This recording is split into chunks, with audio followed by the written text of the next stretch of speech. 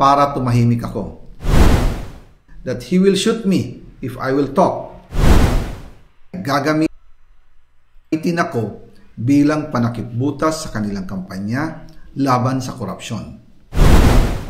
Hindi na ako mananahimik, ilalabas ko ang lahat ng katotohanan. May resibo, may ebidensya, at may pangalan. Again, I informed the Speaker and asked clearance about the instructions ng Pangulo. At ang sabi niya, wala tayong magagawa.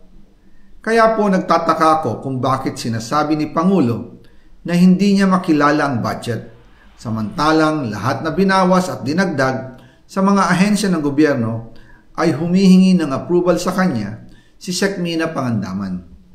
Bago namin ginawa o tinapos ni Senator Chis Escudero during the BICAM. Sinabi pa ni Sec Mina, everything is cleared with the President. Basta importante, pasok ang pondo na request ng Pangulo. The following day, sinabi ni Sec Mina, approve na si Presidente BBM sa lahat na binawasan na ahensya. Masaya na ang Pangulo dahil naipasok ang gusto niyang 100 billion insertion. Wala pong perang napunta sa akin. Lahat po ng insertion napunta sa ating Pangulo at Speaker Martin Romualdez.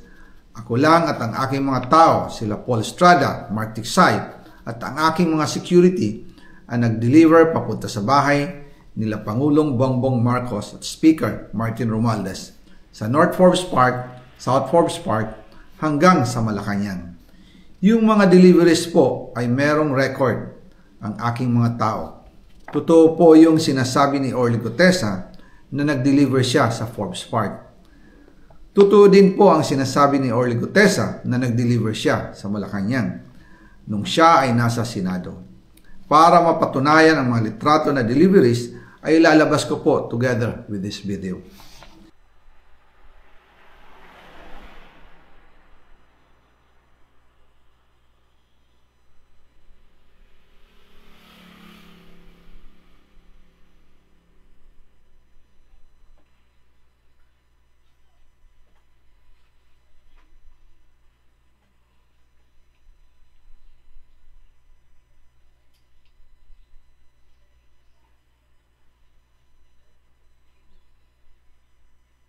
After po ng approval ng budget sa General Appropriations Act of 2025, nagtanong po ako sa DPWH kung magkano ang kailangan na ibigay sa Office of the President o ang SOP na bigayan.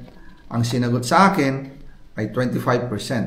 Ang ibig sabihin nito, 25% ng 100 billion ang SOP na kailangan ibigay kay BBM mismo. In total, 25 billion ang napunta kay Pangulong Bongbong Marcos. Kaya ngayon ay hinahamon ko si Ombudsman Remulla kung seryoso talaga siya sa mga sinasabi niya sa kanyang press release na idadamay niya pati si Martin Romualdez kung magbibigay ako ng ebidensya. Patunayan niya ngayon ang pronouncement niya. Imbestigahan niya ang fraternity Brad at ang kanyang kaibigan na si Speaker Martin Romualdez kung talagang tutupad siya sa tungkulin niya. Imbestigahan din niya si President Bongbong Marcos. Sabi nga ni BBM nung SONA, let's do it right at mahiya naman kayo, hindi po ba? Nananawagan din po ako sa Senado na imbestigahan ang 100 billion insertion ni Presidente. Alam ko po na hindi gagawin ni Ombudsman Remulla ang hamon ko.